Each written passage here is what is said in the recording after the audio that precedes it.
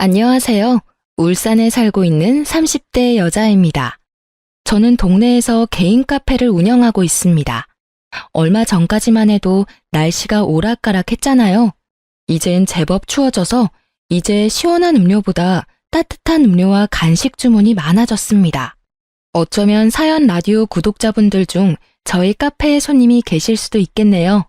그럼 여러분, 오늘은 따뜻한 차 한 잔 드시면서 제 사연 함께 들어주시겠어요?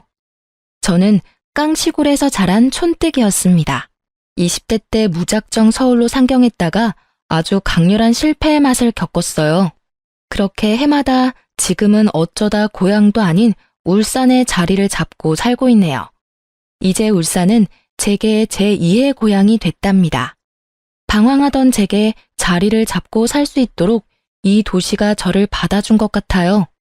제가 비록 이혼은 했지만 여기서 제 카페가 성공적으로 자리를 잡았고 좋은 기억이 더 많아서 저는 울산에 계속 살고 있답니다. 남편은 울산 토박이로 자란 남자였어요. 남편과 저는 이웃 주민으로 처음 서로 얼굴을 알고 지냈습니다. 오며 가며 자주 마주쳤는데 그가 먼저 제게 번호를 물어보더군요. 전문직에 종사하는 그는 매일 말끔하게 정장을 차려입었어요. 그 모습은 단숨에 제 마음을 사로잡았습니다. 이미지가 참 든든하고 믿음직스러웠거든요. 아무래도 제가 자영업을 하다 보니 나중에 결혼한다면 안정적으로 하고 싶었어요. 그래서 결혼하기 딱 좋은 남자라 생각했죠. 물론 남자의 돈을 바랐던 건 아니었고 사람 일이라는 게 어떻게 될지 모르니까요. 제 벌이에 변수가 생기더라도 남편은 고정적으로 벌어야 한다고 생각했거든요. 저희 카페는 거의 배달 위주로 운영하고 있습니다. 매장에 오는 손님보다 배달 주문이 훨씬 많아요. 배달 매출이 거의 한 달 매출의 전부를 차지하고 있습니다. 작은 카페이지만 꽤 오랫동안 한자리에서 운영해서 단골 손님도 많았습니다. 그 덕분인지 감사하게도 저는 몇 천씩 매달 고정적으로 무리 없이 벌었습니다. 코로나 때도 수입이 오히려 증가해서 신기했어요. 격리하는 사람들의 배달 주문이 더 늘어났거든요. 그런데 남편은 처음 만났을 때부터 제게 카페 수입은 궁금하지 않다고 저 알아서 하라고 했습니다. 본인 일만으로도 워낙 바쁜 사람이기도 해서 딱히 제가 하는 일에 관심이 없어 보였습니다. 그래서 남편은 제가 그만큼의 수입을 벌고 있다는 걸 몰랐어요. 그때는 제가 그저 푼돈 번다고 생각했겠죠. 그래서인지 신혼집도 상의라 할 것도 없이 남편이 상의도 없이 혼자서 알아보고 마련했더군요. 저도 개인적으로 수중에 모은 돈 꽤 있었거든요. 미리 상의했더라면 저도 충분히 돈을 보탤 수 있었는데 좀 당황스럽더라고요. 게다가 결혼식도 아직 안 올린 상태였고요. 나중에 같이 살 집인데 독단적으로 행동하는 게 참 이기적이라고 생각했습니다.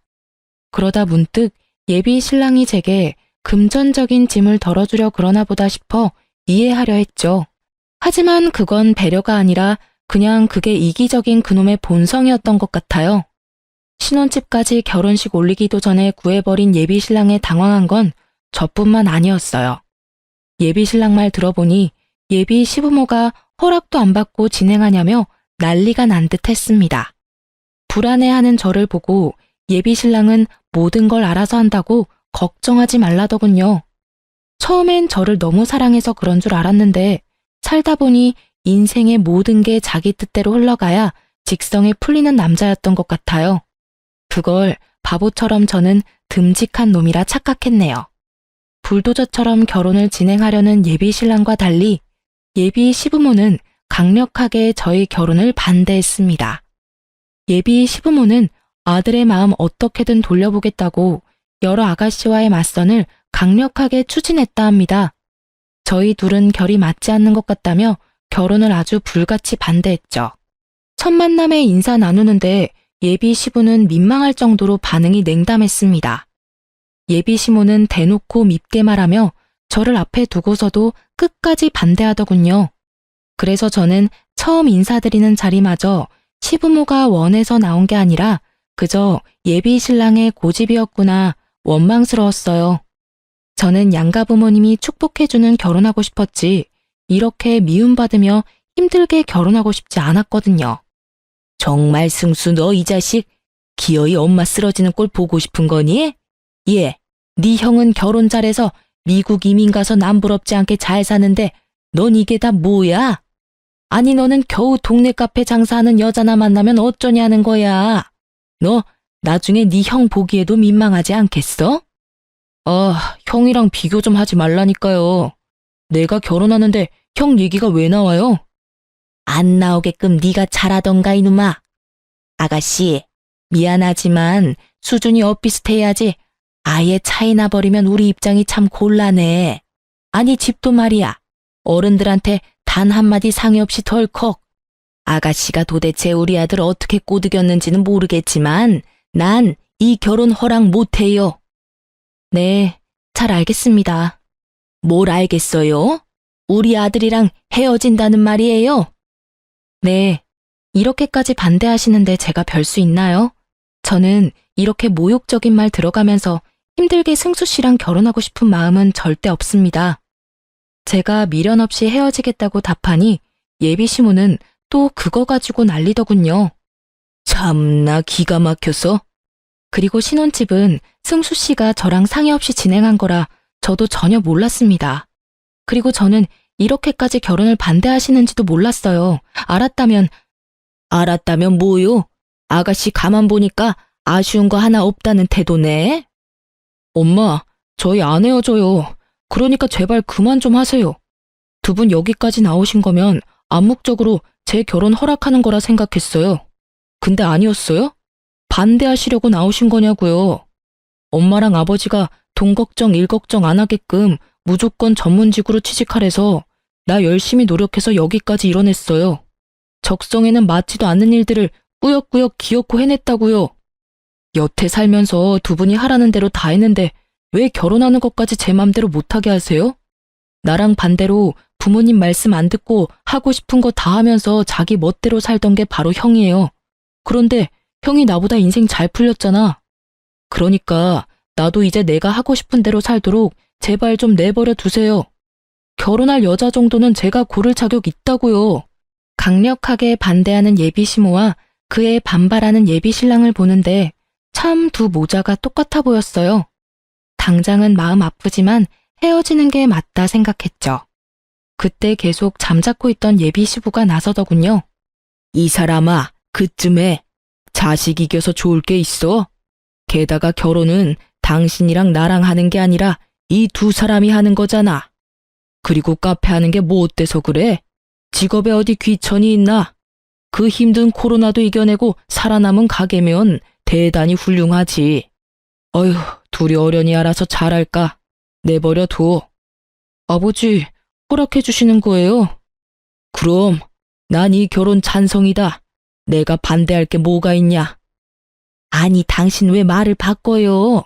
당신도 승수 맞선 보고 결혼하길 원했잖아요. 어머, 나만 이 결혼 반대했어요?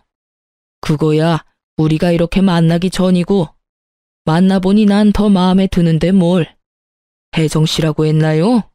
첫 만남에 우리가 이렇게 마음 상하게 해서 미안하네요.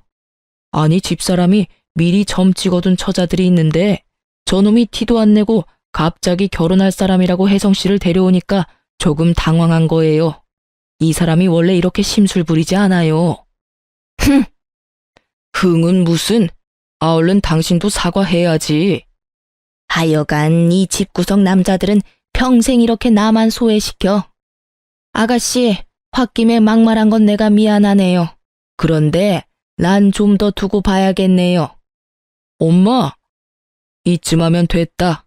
승수 너도 네 엄마한테 그만 대들어. 다 같이 한 식구 되려면 차차 조율해야 하는데 네가 급하게 진행하려 하니까 이 사달이 나지. 네, 아버지 죄송해요. 엄마, 내가 미안해. 근데 아들 선택 믿어줘. 혜성이 착하고 예쁜 사람이야. 으이그 내 팔자야. 고생해서 아들 키워봤자 다 소용없지.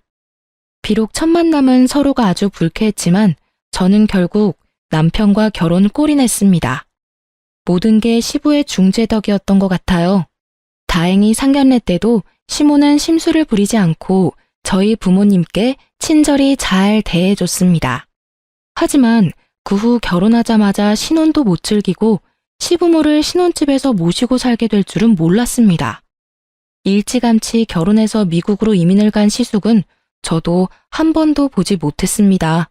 이상하게 남편은 자기 형 이야기 나오면 항상 입이 대빨 나와선 툴툴거렸습니다.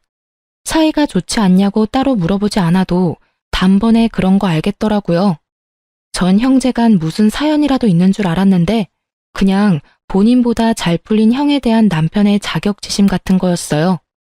그 자격지심은 저와 상관없는 일이라 생각했지만 결국 불똥이 제게도 날아오더라고요. 지금 엄마 아빠 이혼하느니 마느니 아주 난리야. 뭐? 어머님 아버님이 이혼한다고? 아버지가 그렇게 화내는 모습 난생 처음 봐. 갑자기 무슨 일인데? 엄마가 아빠 몰래 사고를 친 거지 뭐. 일단 내일 엄마랑 아빠 잠시 우리 집에 올 거니까 당신 미리 알고 있으라고. 우리 집에? 일단 알겠어. 저는 영문도 모르고 그날 카페 일도 내팽개치고 와서 시부모를 모셨어요. 분위기는 냉랭하다 못해 싸늘했습니다. 식사를 차려도 시부모 둘 다 먹지를 않아서 중간에서 엄청 난처했습니다. 남편이 퇴근하고 나서야 그 숨막히는 정적은 깨졌습니다. 밥은? 두 분 다 점심때부터 걸으셨지. 차려드렸는데도 안 드셔서 두유라도 챙겨드렸어. 근데 진짜 무슨 일이야? 나도 알아야 뭘 대비하지. 일단 당신은 신경 쓸 거 없어. 시부모와 남편이 대화하기 직전까지 저는 아무것도 모르고 멍청하게 있었어요. 굳이 아침 대바람부터 시부모가 찾아와 남편 퇴근 때까지 기다리는 것도 너무 이상했어요. 자, 이제 당신이 말해봐. 앞으로 어떻게 할 거야? 도대체 무슨 생각으로 상의도 없이 그런 일들을 벌여놔? 상의하면 당신이 오케이 했겠어요? 뭐? 근데 이 옆에 내가. 아버지, 일단 진정 좀 하세요. 내가 진정하게 생겼냐? 나 여행 보내놓고 이사다를 냈는데. 아니, 상식적으로 집을 전체적으로 리모델링 할 거면 당장 살 곳은 마련하고 해야지. 덜컥 8천만 원, 그 큰 돈을 결제하면 어떡해? 분명히 8천만 원으로 끝나는 공사가 절대 아니야. 아, 나중에 더 결제해달라고 하면 무슨 돈으로 결제할 거냐고? 건너 아는 사람이니까 지금 딱 계약 없을 때 싸게 해준다잖아요. 이 기회를 놓치고 내가 멍청하게 손 놓고 있어요? 참나, 이 넓은 땅에 우리 둘 살 곳이 왜 없어? 당신 당장 방 구할 돈도 없어? 있잖아. 인간적으로 내가 8천만 원 썼으면 나머지는 당신이 알아서 해야지. 내가 얼마나 구질구질한 집구석 신물이 났으면 그랬겠어요. 그러니까 장남이 미국 가기 전에 인테리어 해준다고 했을 때 했어야지. 당신은 왜 날 이렇게 이상한 여자 만들어? 장남은 땅을 파면 돈이 나와? 힘들게 일한 아들 돈으로 인테리어를 하고 싶디? 미국 가는데 돈 한 푼 못 보태줬으면서. 그래서 뭘 나보고 어쩌라고요? 어쩌긴 뭘 어째? 당장 취소하고 와. 계약서 못 봤어요? 취소하면 100% 돌려받지도 못하는데. 그 돈 아까워서 어떡할 건데?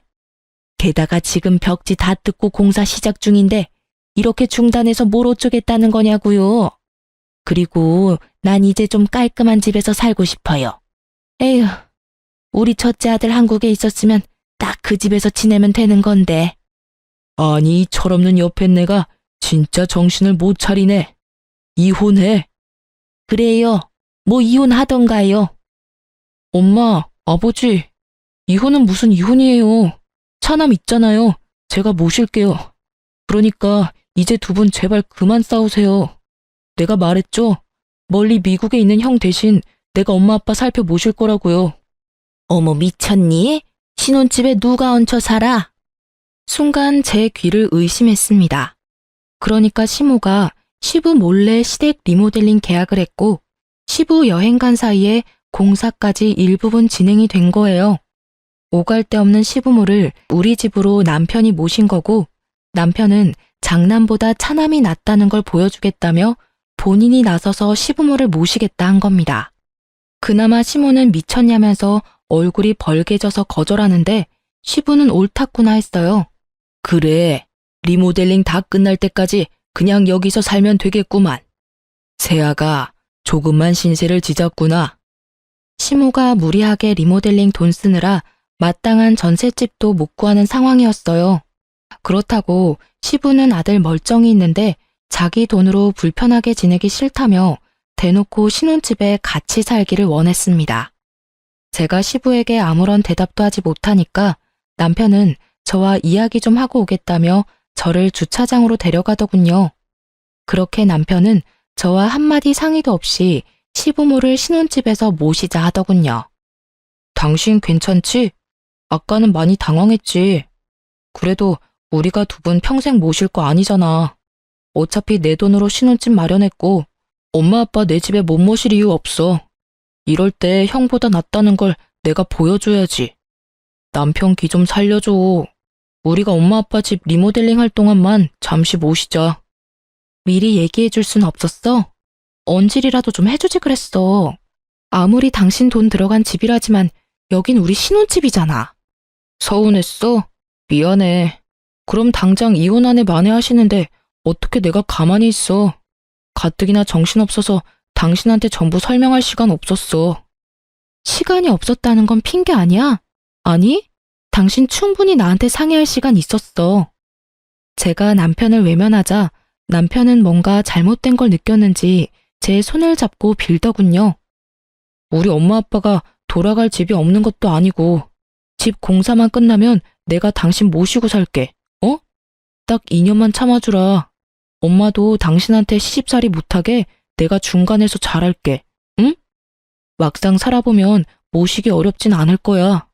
어차피 당신도 카페 일하고 나도 회사 나가니까 집에서 마주칠 시간도 별로 없잖아.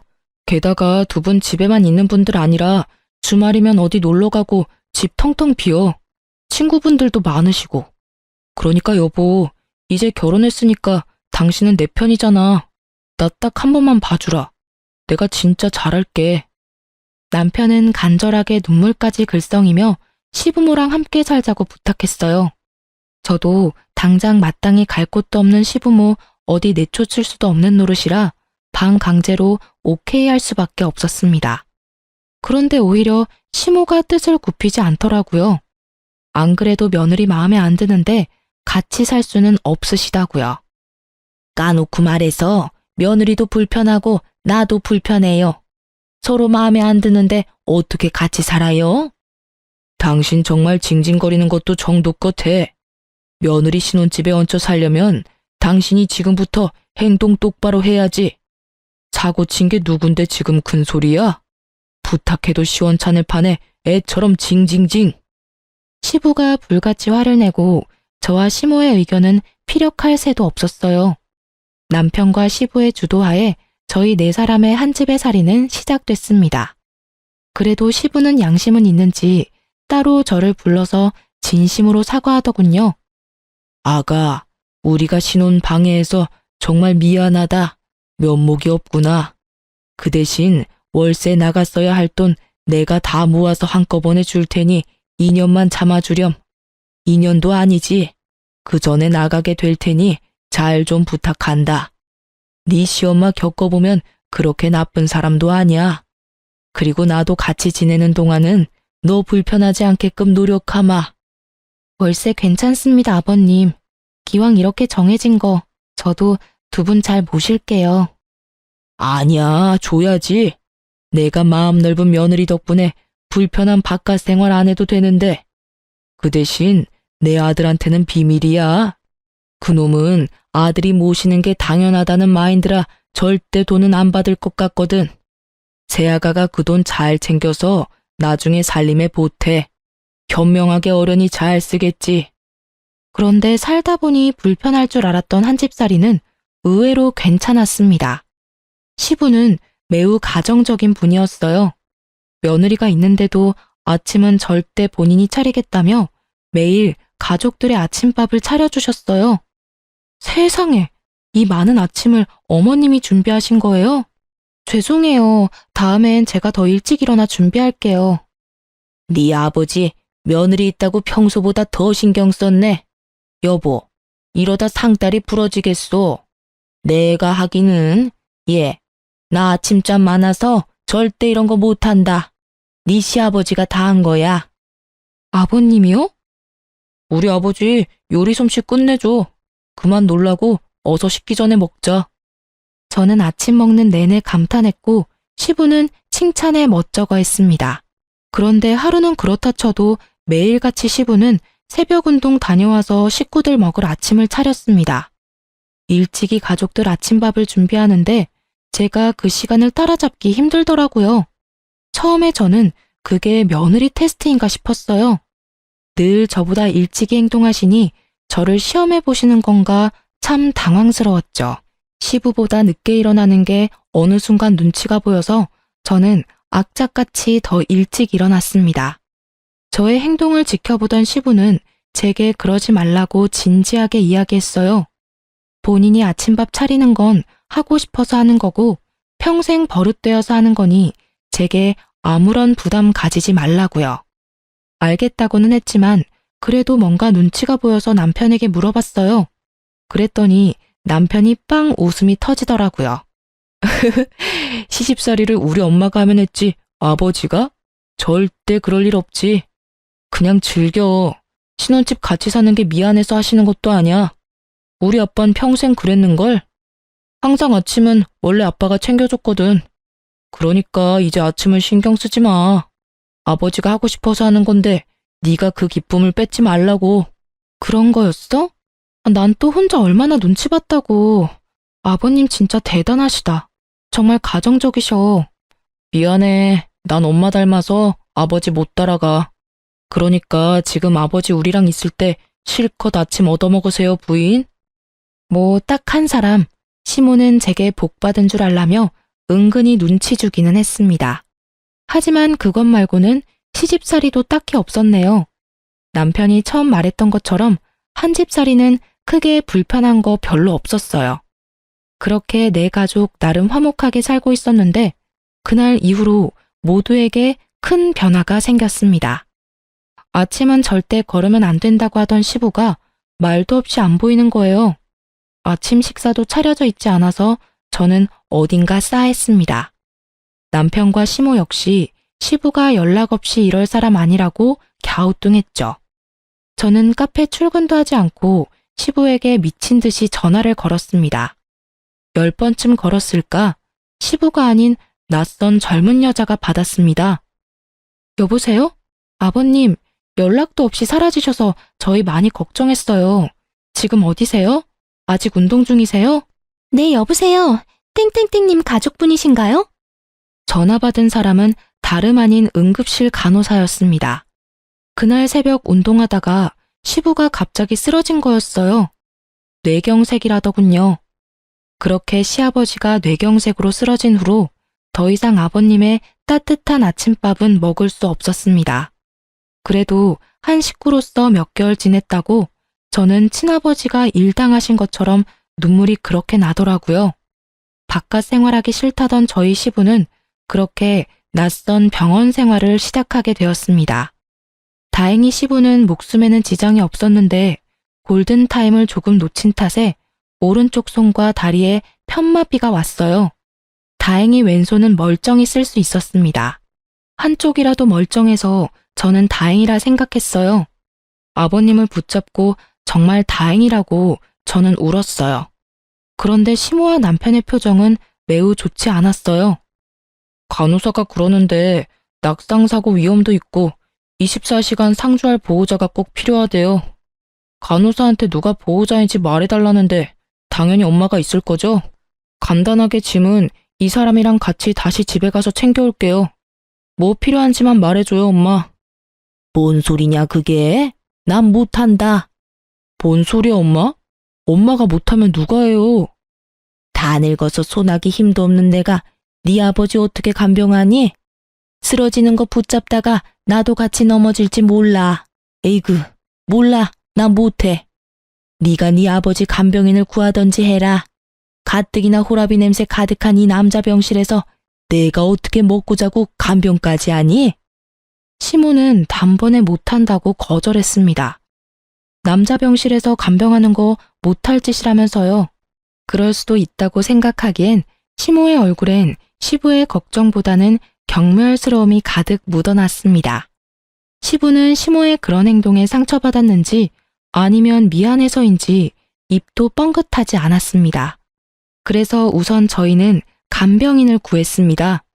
그런데 간병인 쓰는 것도 돈이 만만치 않더군요. 어느 날 밤에는 집에서 남편과 시모가 이야기하는 걸 들어버렸습니다. 차라리 시부가 장애를 얻을 바에 한 번에 죽는 게 나았다고 말하더군요. 남편은 들어가는 돈이 만만치 않다고 하고 시모는 평생 자기가 수발하면서 살아야 할지 모른다고 오열했습니다. 솔직히 보험금이 크게 나오지는 않았어도 치료할 돈과 병원비 쓴 부분은 거의 나오는데 남편이 그렇게까지 말해야 하는 건가 싶었어요. 그 이후로 오열했던 시모는 배우자가 사고를 당했는데도 나 몰라라 밖으로 놀러 다녔습니다. 시부 병원에는 콧배기도 얼굴을 비추지 않았습니다. 저는 간병인이 있어도 카페 일을 해도 자주 시부를 보러 병원에 갔어요.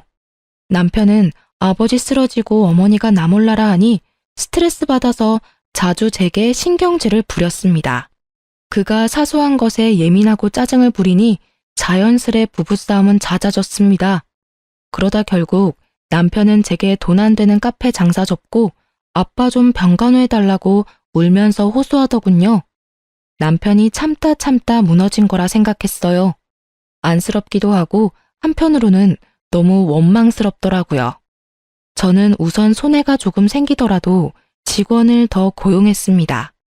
남편에게는 알겠다고 말했지만 카페 장사를 아예 접지는 않았습니다. 알바와 직원으로 카페를 살려두고 저는 시부 회복될 때까지 살뜰히 간호했습니다. 남편 때문이 아니라 시부에게 고마웠던 일들이 있으니 저도 해보는 데까지는 해보고 싶었어요. 다행히 3개월 이후 시부는 퇴원했습니다. 하지만 굳어버린 한쪽 다리와 손은 끝내 정상적으로 돌아오지 않았습니다. 시부에게 장애가 생기자 순식간에 남편과 시모는 집에서 시부를 찬밥 신세 취급하더군요. 차라리 아버님이 입원해 있을 때가 더 낫겠다 싶을 정도로요. 아버지, 내가 몇 번을 말해요. 냄새나니까 하루에 한 번은 꼭 씻으라고요. 미안하다. 내가 몸이 불편해서 혹시라도 욕실에서 넘어질까봐 겁이 나. 이틀에 한 번은 안 되겠냐? 아이씨, 몇 번을 말해요. 하루에 한 번씩 하라고요. 아니면 목욕탕을 가세요. 예? 제발요. 알겠다. 노력해보마. 당신 지금 아버지한테 말버릇이 그게 뭐야? 전 그러면 당신이 목욕탕 모시고 가. 우리 욕실 좁은데 아버님 매일 씻기는 당연히 불편하지. 어휴, 당신이 우리 아빠 씻겨줄 거 아니면 말을 마. 온 집안에 노인네 냄새 나는데 당신은 안 나? 참 비위도 좋다. 아버지, 엄마가 집에 안 들어온 이유를 좀 생각하세요. 방에 아버지 쉰내가 가득하잖아. 누가 들어오고 싶겠어요? 미안하다. 내가 아파서 미안해. 저는 싹수 없는 남편을 보면서 많이 놀랐습니다. 혹시라도 제가 아프거나 이런 비슷한 상황이었으면 저 사람이 어떻게 행동했을까 싶었죠. 하나를 보면 둘을 안다고 본인 아버지한테도 저러는데 저한테는 더 했겠지 싶었습니다. 그렇게 저는 남편에게 정이 많이 떨어진 상태로 결혼 생활을 겨우 이어나갔습니다. 그런 와중에도 시부를 따뜻하게 잘 챙겨드리려고 노력했습니다. 저라도 챙기고 싶었거든요. 아버님, 이게 다 뭐예요? 미안하다. 내가 아침 해주려고 했는데 몸이 말을 듣지를 않아서. 괜찮아요, 아버님. 제가 다 치울게요. 방에 들어가셔서 좀 쉬세요. 내가 아가 너한테도 많이 미안하다. 너에게 참 면목이 없구나. 그런 말씀 마세요. 앞으론 제가 아침 잘 차려드릴게요. 그러니까 아버님 드시고 싶은 거 있으면 언제든 저한테 편하게 말하세요. 아셨죠? 고맙다. 고마워. 하루는 엉망이 된 주방에 주저앉아 있는 시부를 보고 저는 겨우 눈물을 삼켰습니다. 시부는 불편한 몸으로 미움받으면서도 예전처럼 가족들의 아침을 차려주고 싶었나 봐요. 저는 덜덜 떠는 시부 손을 꼭 잡아드렸습니다. 그런데 시부모의 시련은 그게 끝이 아니었어요. 엎친 데 덮친 격이라고 시모가 계약했던 인테리어 업체는 알고 보니 전문 사기꾼들이었습니다. 허구한 날 시부모네 집 리모델링 금액을 조금만 더 달라고 계속 추가하고 말을 바꿨죠. 또 일을 버려놓고 책임감 없는 시모와 사기꾼 리모델링 업체 때문에 남편은 매사에 분노가 가득한 사람이 됐습니다. 결국 무리해서 시모는 남편의 돈까지 써서 인테리어 업체 요구를 다 들어줬지만 결론은 시모가 리모델링 사기를 당한 거였어요. 남편의 본가에 찾아가 보니 폐가 수준이더군요. 그곳은 사람이 살 환경이 아니었습니다. 당연히 그 불똥은 또 제게 튀었고요. 남편은 씩씩거리며 몇 년 더 시부모랑 함께 살아야겠다고 제게 말했습니다. 아니, 그놈의 리모델링에 지금까지 돈 날린 게 얼만데 또 돈을 더 달래요. 돈 날리다니 뭘 날려? 다 공사하는데 필요하니까 그렇지. 엄마, 지금 돌아가는 꼴 보고도 그 말이 나와요? 엄마 지금 사기당한 거라고요. 아, 원래 아는 사람이 더 무서운 법이에요. 처음부터 제대로 된 업체 골랐어야죠. 이러다 아들 모은 돈 다 날리겠다고요. 아, 네가 투자한 만큼 결과물이 잘 나오겠지. 어차피 네 아빠랑 나 죽으면 그 집도 네가 가질 거 아니냐? 좋은 게 좋은 거라고. 마지막으로 엄마 딱 한 번만 도와줘. 됐어요. 지금부터 내가 알아서 해. 엄마는 손 떼요. 내가 어떻게든 그놈들 소송해서 제대로 된 인테리어 완성시킬 거니까요. 그리고 당신이 딱 몇 년만 더 참아줘. 이 소송 길어질 것 같으니까 다 같이 몇 년만 더 살아야겠어. 뭐? 나 참을 대로 참았거든? 얼마나 내가 더 참아야 해? 뭐라는 거야? 당신이 뭘 참았는데? 당신이 돈을 썼어, 뭘 썼어? 전부 내 돈만 썼구만. 나 안 그래도 스트레스 받아 죽겠으니까 당신까지 보태지 마. 당신네 엄마 아빠 집이니까 당신 돈 쓰는 게 당연하지. 당신이 이렇게 같이 사는 사람 무시하는 거 난 더 이상 못 참겠어. 당신이 날 무시하는 것도 싫고 아버님을 무시하는 것도 싫어. 넌 네 부모도 제대로 못 모시면서 또 날 가지고 대리수발까지 들게 했잖아. 너 아버님 모시고 어디 밥 먹으러 나간 적 있어? 안 그래도 답답하실 텐데 모시고 바람이라도 쐰 적 있냐고. 이혼하자. 더 이상 못 해먹겠어. 아니 듣자 하니까 너 우리 아들한테 그게 무슨 막말이냐? 네가 한 게 뭐가 있다고? 어머님도 제발 아버님 구박 그만하세요. 그러니까 남편이 부모 공경할 줄 모르잖아요. 이혼? 결국 너도 우리 아빠 장애인 됐다고 이혼하자는 거잖아. 이 못된 여자야. 아버지 봤죠? 결국 아버지 때문에 나 이혼까지 하겠네. 그냥 그때 죽지 그랬어요. 제가 이혼을 선언하니 남편과 시모는 이혼 탓을 시부에게 돌리더군요. 아이고, 아가, 내가 미안하다. 내가 죽어야 하는데. 아니에요, 아버님. 아버님 때문이 아니라 순전히 저 이기적인 놈 때문입니다. 몸 불편한 가족 있어도 잘 사는 사람 많아. 어쩜 그러니 짐승만도 못한 놈아. 그래, 이기적인 내가 곱게 이혼해 줄게. 근데 너 이혼하면 돈이 있냐 뭐가 있냐? 가진 거 집불도 없는데 이혼녀로 살아갈 수 있겠어? 그렇네. 내 아들은 이혼해도 떵떵거리며 잘 살 테지만 너는 뭘 믿고 이혼하자는 거야? 야, 내가 가진 게 왜 없어? 왜 돈이 없을 거라 생각하는데요? 그럼 네가 가진 게 뭐가 있는데? 남편 놈은 사과나 매달리기는커녕 저를 자극하고 비웃으며 이혼하자더군요. 좀 치사하기는 하지만 저는 그동안 시모와 남편이 제게 돈을 빌리려고 하길래 돈 없는 척하며 제 재산과 카페를 꼭꼭 숨겼습니다. 숨기길 잘했다고 지금도 생각해요. 그런데 시부 역시 그랬나 봐요. 시부는 그동안 시모와 남편이 돈 없냐고 물어도 없다고 했으면서 통장 하나를 주섬주섬 꺼내서 제게 주더군요. 아가, 내가 약속했었지? 이혼해서 꼭 행복하게 살아야 해. 이 집 구석은 다 있고 이 돈으로 새 출발하는데 보태라. 아버님, 이게 뭐예요? 아가 네가 있어서 내가 사람처럼 살았어. 정말 고맙다. 그동안 너무 고생 많았다.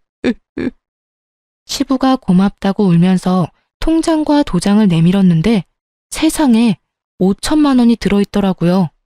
남편 놈은 통장을 보자마자 눈이 돌아서는 시부를 밀쳤습니다. 시모 역시 통장을 보고 눈이 희번뜩하더군요. 노인네야, 그걸 아들한테 줘야지. 생판 남인 며느리한테 왜 줘? 시부의 통장을 뺏기 위해서 남편과 시모는 갑자기 서로 옥신각신하더군요. 아빠 통장은 당연히 엄마 거지. 내놔 이 자식아. 엄마, 또 이 돈 가지고 가서 리모델링 업체 홀라당 주려고 그러죠? 절대 못 넘겨요. 통장 날 달라고요, 아버지. 저 돈을 널 왜 줘? 미국 우리 장남이 있는데 미국에 돈 보내줘야지. 남한테 왜 주겠냐? 여보 그러지 말고 통장 나한테 넘겨요. 장남 줘야지. 그래야 우리가 미국 가지. 엄마, 무슨 말이 그래? 며느리는 남이라 해도 내가 남이야? 왜 그 돈을 미국에 보내? 시모와 남편 싸우는 꼴 보다가 시부는 있는 힘을 다해 남편에게 뺨을 날렸습니다. 제 부모도 못 알아보는 썩을 놈. 시원하게 남편 뺨 날린 시부는 시모에게 가래침침을 캬퇴 뱉으며 말했습니다. 이게 뭐 하는 짓이에요? 너희들이 무슨 자격으로 내 돈을 가져? 내가 살아있는 한 절대 못 가져. 내가 아프고 병들어도 한결같이 사람 취급해준 사람이 내 며느리야. 통장은 며느리한테 준 거니까 다들 건드릴 생각하지도 마. 내가 가만 안 있을 거야. 그리고 당신 미국에서 늙은이들 반길 것 같아? 웃기지도 않아. 그러자 남편 놈은 돌변해서 내 집에서 나가라며 발악하면서 시부를 쫓아냈습니다. 지가 시부를 밀치는 건 되고 시부가 자기 뺨 한 대 친 건 용납이 안 되나 봐요. 다시 한번 시부에게 손 찍어마려는 남편 놈 보고 저는 온 몸을 날려서 시부를 감쌌습니다. 다행히 시부는 다치지 않았지만 머무를 집은 완전히 잃었습니다. 저는 고민도 하지 않고 시부와 함께 시골 친정에 갔습니다. 너무 갑작스러워서 친정 부모님 두 분 다 당황하는 눈치였지만 시부 편하게 잘 지낼 수 있게 한다고 제게 걱정하지 말라고 하셨어요. 시부를 안전한 곳에 모시고 저는 다시 울산으로 돌아와 밀린 카페 일을 하면서 지냈습니다. 그동안 남편과의 이혼도 준비했고요. 그런데 시골에 계셔야 할 시부가 얼마 안 가 카페로 찾아왔어요. 아버님, 어머, 어떻게 여기까지 오셨어요? 혼자 오신 거예요? 어떡해요? 잠자리가 많이 불편하셨어요? 그런 게 아니라 그런데 시부는 최근에 본 적 없는 해맑은 미소를 지었습니다. 안녕하세요. 처음 뵙네요. 제가 모시고 왔습니다. 네? 누구세요? 네, 그렇게 저는 미국 살고 있는 시숙과 처음 인사했습니다. 시부가 미국에 있는 시숙에게 연락해서 아주버님이 부랴부랴 한국에 들어온 거예요. 알고 보니 시부 쓰러진 것도 그동안 아주버님께 쉬쉬했던 시모와 남편이었대요. 아주버님은 시부를 보살펴줘서 정말 고마웠다고 눈물을 글썽이며 제게 5천만 원의 수표를 내밀었습니다. 시부 역시 받으라고 옆에서 눈물 짓고 계셨네요. 돈은 필요 없습니다. 아버님이 워낙 저를 예뻐해 주셔서 저도 보답한 거예요. 세상 며느리 중에 아버님이 차려준 아침 먹고 출근한 며느리가 몇이나 되겠어요. 받아주세요. 그동안 아버지 간병한 비용도 포함입니다. 물론 이 돈으로 그 은혜 다 못 갚을 거 합니다. 사돈 어른들께서도 저희 아버지 잘 챙겨주셨다고 들었어요. 한국 떠나기 전 조금이라도 은혜 갚고 싶어서 그래요. 네?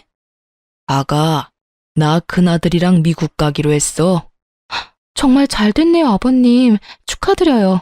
그동안 정말 고생 많으셨잖아요. 그런데 전 이미 아버님께 5천만 원 받았고 아주버님한테까지 받을 필요는 없어요. 받더라도 남편 놈한테 돈 받을게요. 돈은 줘도 그놈이 줘야죠. 제가 한사코 거절해도 시숙과 시부는 제게 돈을 받아야 한다고 했죠. 살짝 실랑이를 벌이고 있는데 그때 남편과 시모 카페에 도착했습니다. 시부가 미리 불렀었나 봐요. 형이 여기 어떻게 있어? 시숙을 보고 놀라는 남편과 달리 시모는 아주 웃음꽃이 폈더군요. 아이고 우리 장남, 한국 오면 온다고 왜 말을 안 했어? 미리 짐 싸놓고 기다리는 건데. 나 데리러 온 거 맞지? 그럴 리가 있겠어요? 뭐? 시모에게 냉정하게 한마디를 하고 시숙은 남편에게 성큼성큼 다가갔어요. 뺨을 크게 날리려는 제스처를 취한 시숙은 남편이 두 눈을 질끈 감자 젠틀하게 손을 내리더군요. 너랑 똑같은 부류 되고 싶지 않아서 내가 참는다. 알겠냐? 아버지가 그동안 우릴 어떻게 키웠는데 손찌검을 해. 네가 인간이냐? 짐승이지. 엄마도 그래요. 사람이 어떻게 그래요? 아버지가 평생 엄마한테 얼마나 잘해주셨는데 누구라도 아버지 아프셨으면 나한테 말했어야지. 아이씨, 야, 때려봐, 때려. 때리려던 거 아니야? 자기만 잘 살겠다고 온 가족 버리고 미국 떠날 때는 언제고 이제 와서 무슨 효자 코스프레야? 그래, 효자 코스프레 제대로 해볼게. 아버지 모시고 다음 주 미국 다시 돌아갈 거야. 그러니까 어머니는 둘째 아들이랑 잘 사세요. 이제 나 2번 다시 한국 안 들어올 거니까요. 뭐? 날 데리고 가야지, 날. 다리도 제대로 못 쓰는 아무짝에도 쓸모없는 네 아빠를 뭐하러 미국까지 데려가? 아이고, 날 데려가란 말이다, 날. 참나, 그동안 아버지 챙긴 게 누군데 아무것도 안 주고 그냥 가려고? 내가 그동안 쓴 돈이 얼만데?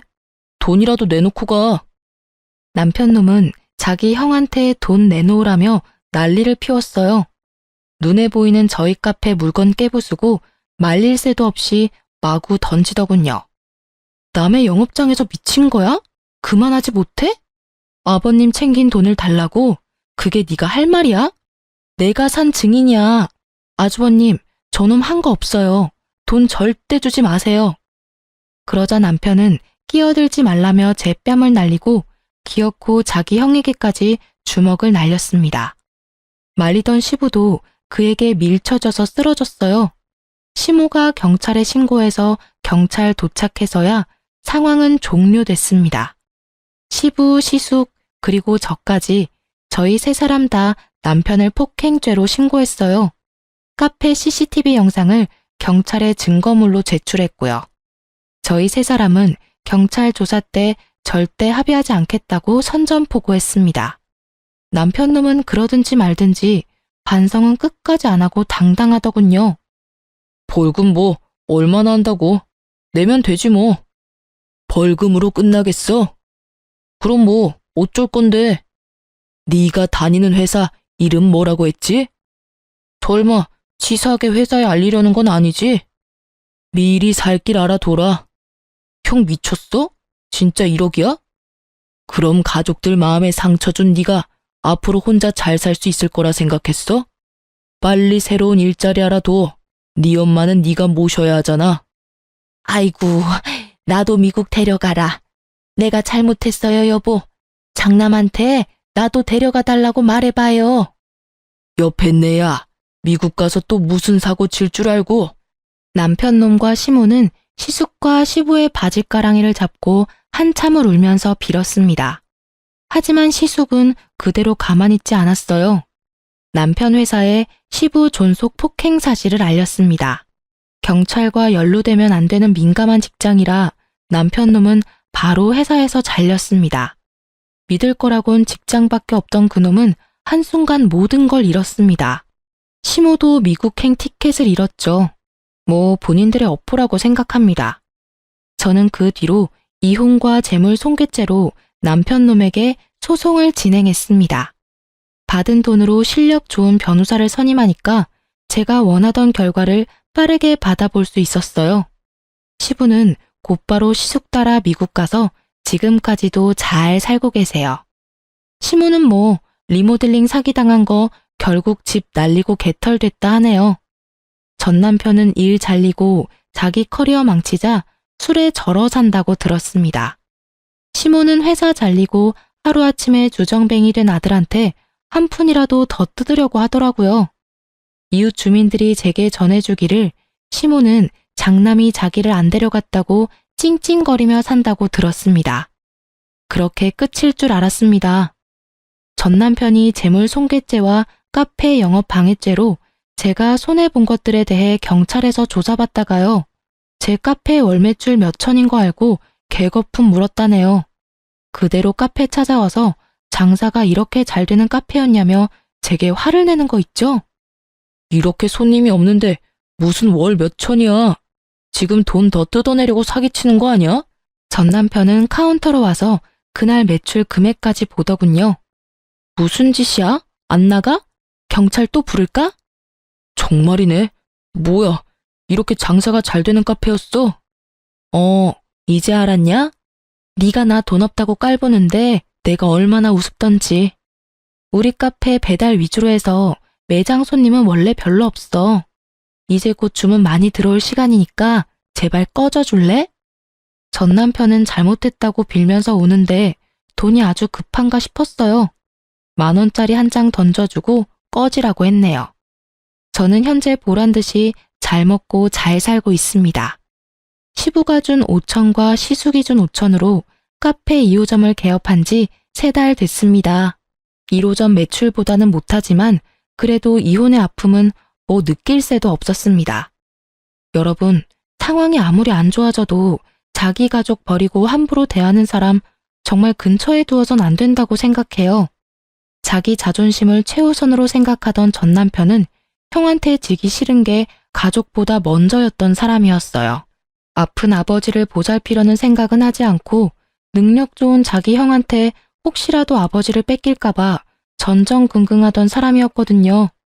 그렇게 속 좁은 인간을 제가 배우자로 생각했다는 게 뒤늦게 너무 부끄럽더라고요. 돌이켜보면 저는 어릴 때 항상 부모님께 무한한 사랑을 받고 컸던 것 같아요. 그래서 큰 사랑 받은 만큼 누군가에게 사랑을 줄 수도 있어야 한다고 배웠거든요. 그에 비해 전 남편은 어린 시절 사랑을 많이 못 받은 사람의 표본 같더라고요. 여러분도 항상 가족들과의 끈끈한 사랑 놓치지 않았으면 합니다. 평생 믿고 의지할 수 있는 사람은 가족뿐이잖아요. 비록 제 전 남편은 그릇이 너무 작아서 믿고 의지할 만한 인간은 못 되었지만 시아버지가 가족들에게 매일 차려준 그 아침 식사에서 가족을 얼마나 사랑하는지 저는 전부 느낄 수 있었답니다. 그래서 그 힘든 수발도 견뎌낼 수 있었어요. 요즘 세상이 많이 삭막하고 또 뉴스에도 사건 사고가 터져나가는 마당에 여러분 주위에는 항상 좋은 일만 가득하길 기도하겠습니다. 그럼 지금까지 제 긴 사연 들어주셔서 감사합니다.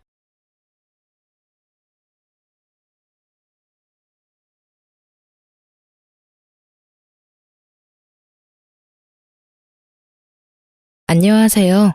저는 홀로 어린 딸을 키우고 있는 싱글맘인 30대 중반의 여성입니다. 혹시 살면서 뒤통수 맞아본 기억 있으신가요? 누구라도 아주 조금쯤은 누군가가 나를 험담하는 것을 듣거나 나를 속이려던 걸 발견한 경험은 있을 거예요. 저도 그런 일쯤은 한두 번 당한 적 있어요. 그런데 그런 저도 크게 한 대 맞은 적이 있어요. 바로 제 이혼과 관련된 일인데요. 오늘은 제가 그 이야기를 해보려고 사연 글을 쓰게 됐어요. 본래 글을 쓰는 일을 하는 직업이 아니라 좀 서툴지만 저의 뒤통수 맞은 이혼 사연 한번 들어봐 주세요. 저와 남편은 연인이라기보다는 친구 같은 느낌의 부부예요. 저희가 그렇게 생각하는 것보다도 남들이 볼 때 그런 느낌이 더 강하다고 해요. 같은 취미를 공유하고 서로 적절한 선은 지키고 크게 터치하지 않으면서 연인들이 할 일은 하는 어찌 보면 제 이상의 가장 가까운 부부 사이라고 할 수 있을 거예요. 저는 너무 감정적으로 한 사람의 얽매이는 일이 솔직히 힘든 사람이었거든요. 제 개인적인 가정 환경 때문에 사람과의 관계에서 최대한 선을 지키는 게 저의 성향이었어요. 너무 가까이 했다가 잃고 났을 때 두려움을 알기 때문에요. 그리고 남편은 그런 저의 두려움을 알고 이해해주는 사람이었어요. 그만큼 남편도 두려움을 가지고 있는 것이라고 생각했죠. 결혼 초반 저희는 아이를 가지지 않기로 상의 끝에 결정했어요. 물론 저만 그런 결정을 한 건 아니었고 남편도 저와 똑같이 생각해서 결정한 거였어요. 쌍방 동의가 있었다는 점이죠. 그래서 우리도 애 없는 부부들이 의례 그렇듯 아이 대신 강아지를 키우며 여생을 보내기로 했거든요. 그런데 시댁에서는 그런 저희를 좋게 여기지 않았어요. 남편이 그런 선택을 했고 저도 그렇게 하기로 했다는 걸 시댁에서는 이해하지 못했어요. 남편은 시댁에 어떠한 설명도 없이 그냥 애를 갖지 않겠다고만 했고요. 그렇게 저희 부부의 생활은 잘 흘러갔어요. 물론 시댁만 가면 문제가 생기긴 했지만 그래도 그런 것만 빼면 크게 문제없이 지냈다고 볼 수 있죠. 프리랜서인 남편은 집에서 일하며 집안일도 잘 돕고 회사원인 저는 남편보다 조금 더 돈을 잘 벌기에 서로 도움이 되는 부부라고 생각했어요. 그런 남편과 틀어지게 된 계기는 언제나 그렇듯 시댁의 압박 아닌 압박 때문이었어요. 언제나 많은 일의 시작인 시댁 방문, 그것도 명절이라는 큰 행사를 앞두고 저희는 일부러 비싼 물건들을 준비했어요. 이날만큼은 좀 좋게 넘어가기를 바라면서요. 이때는 결혼한 지 5년째가 되는 날로 이제는 임신과 출산에 대한 압박을 하지 않을 때도 되지 않나 하는 생각을 하던 때였죠. 그렇지만 시어른들의 생각은 달랐나 봐요. 가지고 온 물건들은 거들떠보지도 않고 음식을 하며 푸념을 마구 하더군요. 예, 너희 진짜 이대로 애 안 가질 거야? 아무리 우리 집이 큰 집이 아니래도 애가 있어야 마음이 든든하지. 저번에 결혼한 조카 이번엔 애까지 생겼다더라. 내가 매번 축하만 해줄 수는 없잖니. 나도 이제 축하를 받고 싶은데. 그러게요. 그런데 저희가 기대에 부응할 수 없어서 죄송해요. 제가 할 말은 그뿐이었어요. 솔직히 이 말 하는 것도 정말 힘들었거든요. 아니, 애 안 가지는 게 저만의 결정으로 그런 것도 아닌데 매번 저한테만 그런 이야기를 하시니까요. 너 진짜 뭐 문제 있는 거 아니니? 네가 문제 있는 게 아니면 이렇게까지 애가 안 생길 일이 있어? 솔직히 너네 나이면 실수로 임신이 될 수도 있을 텐데 너희 혹시 내외하니? 그런 거 아니에요, 어머님. 남편도 저도 애 낳는 거에는 그다지 흥미가 없어서 그리고 애도 키울 준비가 돼야 하는 거지. 갑자기 애 가진다고 해도 하는 일도 있고. 너희한테 키우라고 말 안 할 거야. 내가 다 키워줄 거고. 너희는 나만 주면 되는데 뭐가 그렇게 힘들어? 혹시 그 개 때문에 애 임신 안 되는 거 아니니? 얼마 전에 보니까 고양이한테 무슨 균이 있어서 임신 안 되는 경우도 있다던데. 너희 개 때문에 그런 거면 개 빨리 갖다 버려. 너희가 개들을 그리 애지중지하니 애가 생기려다가도 안 생기는 거지. 그런 문제가 아니었지만 시모에게는 모든 것이 거슬리나 보더라고요. 그럴 수밖에 없다고 생각했어요. 저는 친정집에 애를 낳지 않는 이유를 설명했고 친정집에서는 그걸 듣고는 알겠다라고 이해한 상태거든요. 그래서 제가 집에 가더라도 아이에 대한 압박을 주지 않았어요. 제가 애를 가지지 않으려 한 건 아주 단순했어요. 우리 집에는 아픈 사람이 좀 있어요.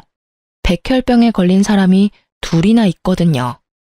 제 오빠와 몇 년 전에 태어난 아버지 조카의 아들이에요. 집안에 둘이나 백혈병이 있으니 걱정이 될 수밖에 없더라고요. 그런 걱정을 하고 있는 찰나에 남편도 애를 낳지 말아야 할 상황이 발생했고 그렇게 저희끼리는 상의가 된 거였어요. 그런데 남편은 자신이 왜 아이를 낳지 않기로 결정했는지에 대해 시댁에 이런 방구하지 않은 상태였어요. 결국 시댁에서는 내가 원인이라는 의심으로 매번 시댁에 올 때마다 저를 쥐잡듯 잡고야 마는 것이었죠. 이 이야기를 들으면서도 그냥 흘려듣자 흘리고 넘기자 하고 있는데 시모가 그때 이런 말을 하더라고요. 너 계속 애 안 낳을 거면 아예 우리 집에 들어와서 살아. 애도 없으니 우리라도 부양하고 살아야지. 애만 낳으면 부양이며 합가 없는 걸로 해줄게. 너만 마음 고쳐먹으면 되는 거 아니야? 왜 매번 우리가 너한테 매달리도록 만들어? 그 말에 저도 완전 빡 돌았어요. 사실 저도 임신에 회의적인 것뿐이지 임신을 못하는 게 아니거든요. 저희는 결혼 후 산정 검사를 이미 했는데 그때 저는 정상이라고 결과가 나왔거든요. 대신 문제가 있는 건 오히려 남편 쪽이었어요. 정자수도 적고 정상 정자수도 적은 안 좋은 케이스였어요. 자연 임신을 바라기엔 너무 안 좋은 상황이라 시험관을 해야만 결과를 바랄 수 있는 상황이었는데 남편은 시험관에 회의적이었거든요. 어디서 무슨 말을 듣고 하는지는 모르겠지만 시험관 시술도 성공률이 높지 않다는 이야기에 그냥 그런 곳에 매달리지 말자고 하더군요. 저는 알겠다고 말했어요. 아이가 없으면 부부 서로에게 집중할 수 있을 테니 더 좋을지도 모른다고 이야기하면서요.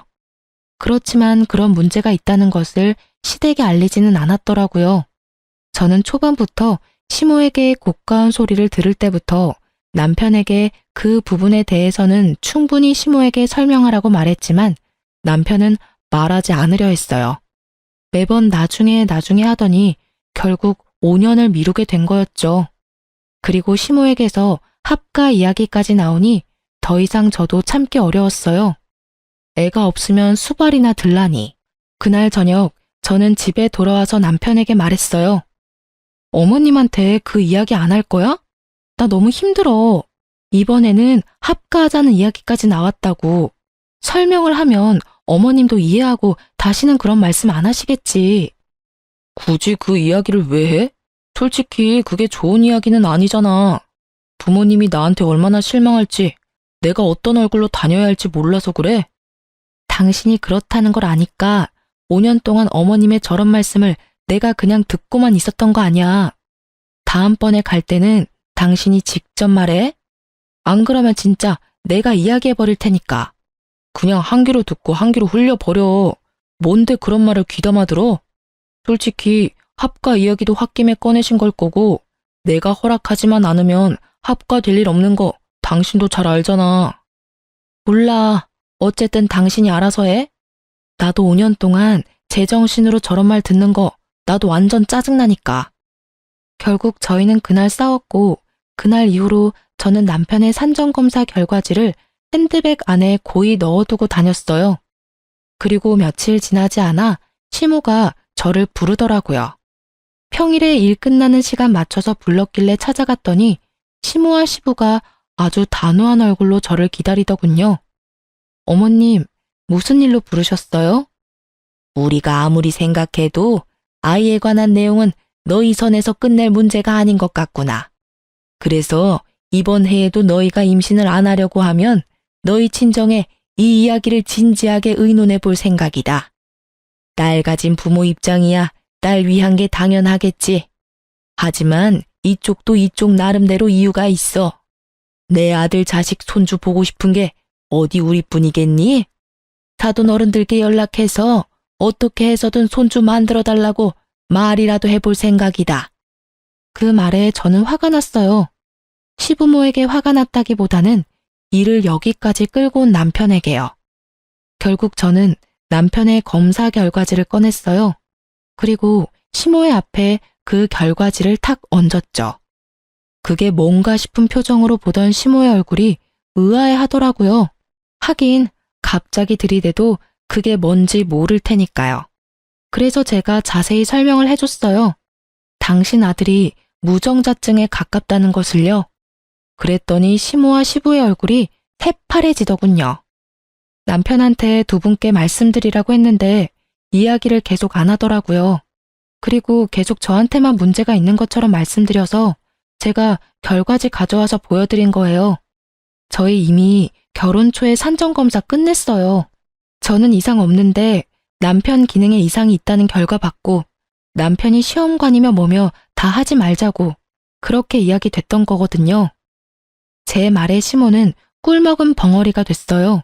그리고 시부는 현실을 부정했죠. 이게 진짜 우리 아들 거라고? 너 뭔가 잘못 알고 있는 거 아니냐? 우리 아들이 그럴 리가 없는데 전화해서 한번 물어보자. 저는 결국 시부의 말에 남편에게 전화를 했어요. 스피커폰으로 돌려두고 남편이 전화 받기만을 기다렸죠. 퇴근 시간 늦었는데 왜 집에 안 들어오고 전화야? 오늘 어디 약속 있어? 느긋한 남편의 물음에 제가 답했어요.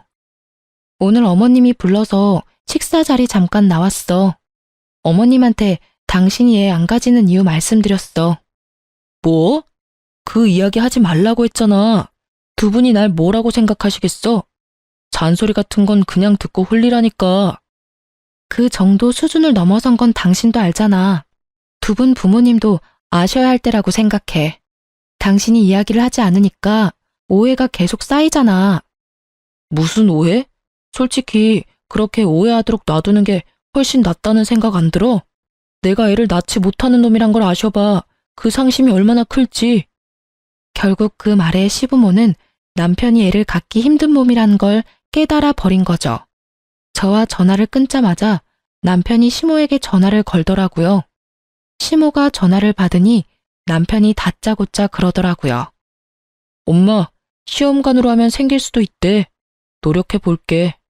근데 안 생길 가능성이 크다고 해서 여태까지 시도도 안 한 거야. 앞으로는 노력해 볼게. 그러니까 안 생긴다고 뭐라 하지 마. 그 말에 시부모는 아무 말도 못하고 아픈 표정만 짓고 있더라고요. 어쩔 수 없는 상황이긴 했지만 이런 식으로 알려드려 죄송한 마음이었어요. 그리고 그날 저녁 남편은 그걸 왜 자기도 없는 데서 까발렸냐고 저한테 화를 내더라니까요. 까발린 거 아니고 사실을 이야기한 것 뿐이야. 그럼 어떡해? 우리 엄마 아빠한테 이야기해서 애 가질 수 있도록 해보겠다는데 애 가지라고 스트레스 주는 사람이 더 늘어날 거 아냐. 지금 여기서 너만 편한 거 모르겠어? 그러게 왜 네 선에서 못 끝내고 나한테까지 이 일이 오게 만들어? 내가 그러고 싶어서 그랬어?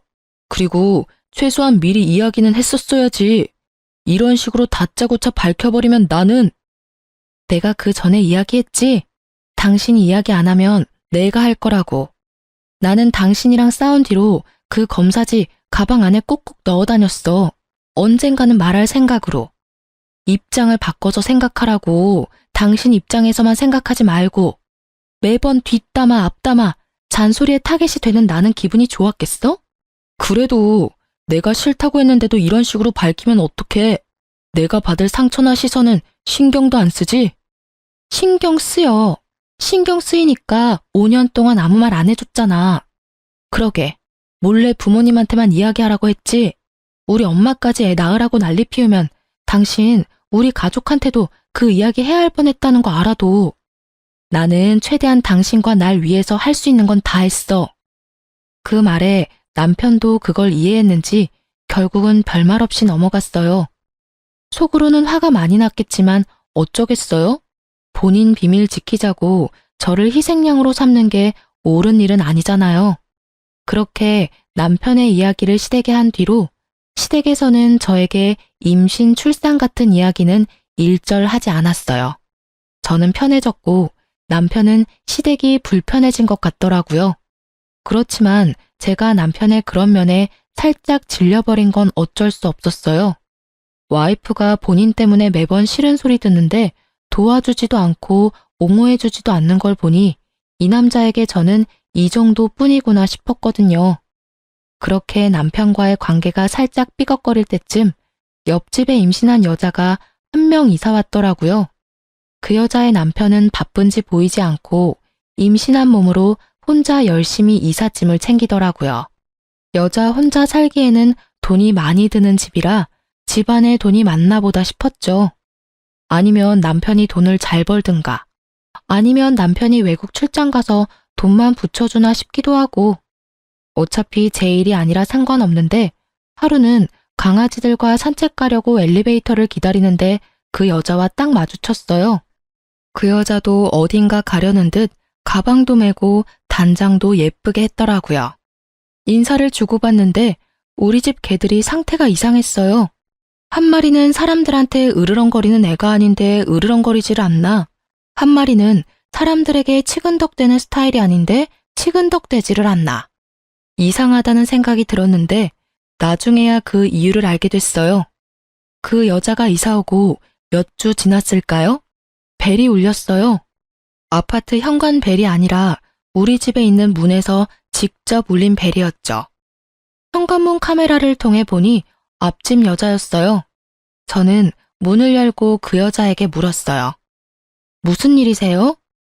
저 드릴 말씀이 있는데 집으로 잠깐 들어가도 될까요? 무슨 이야기를 하려나 싶었지만 임신한 산모가 설마 제게 해를 끼칠까 싶기도 해서 쉽게 들여보냈어요. 그런데 그때도 우리 집 강아지들이 이상하더라고요. 한 마리는 으르렁대며 짖고 한 마리는 아는 척 하더라고요. 하실 말이 뭔가요?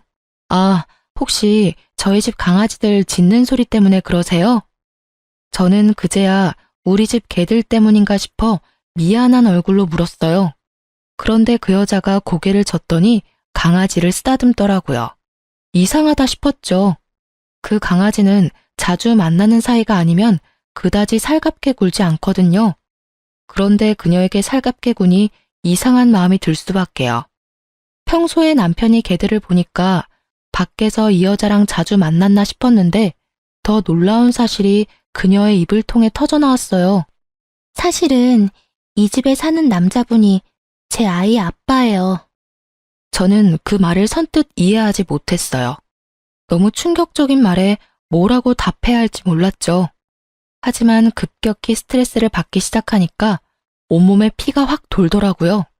네? 제 남편이 그쪽이 임신한 아이 아빠라고요? 설마 내연녀가 이렇게 집에 찾아와 이런 말을 할 줄 몰랐고 그 내연녀가 우리 옆집으로 이사 올 줄도 몰랐으니 저는 당황할 수밖에 없었어요. 네, 제 아이 아빠요. 그 사람이 조만간 이야기하겠다고 했는데 바빠서 그런지 죄책감이 들어서 그런지 이야기를 꺼내지 못하더라고요. 그래서 저더러 이야기를 해달라고 해서 제가 왔어요. 두 사람 어차피 결혼관계 지속하기도 어려운데 이제 그만 헤어져 주세요. 어차피 당신한테 문제가 있어서 애가 안 생긴 거라면서요. 그 사람한테 다 들었어요. 그래서 그 사람 아이 임신한 저한테 재혼 약속해줬거든요. 당신도 임신 못하는 몸이면 그냥 헤어지는 게 낫지 않을까요? 이 여자가 무슨 말을 하나 싶었어요. 솔직히 저는 저 여자가 남편과 만난다는 사실이 믿기 너무 힘들었어요. 왜냐면 얼마 전부터 시부모의 모습에 마음이 아파서 아이를 만들어 보자고 하고 열심히 숙제를 하는 중이었거든요. 그런데 갑자기 이런 식으로 임신한 상간녀가 나타날 줄이야. 게다가 그 여자는 임신을 못하는 이유가 저한테 있다는 식으로 말하더군요.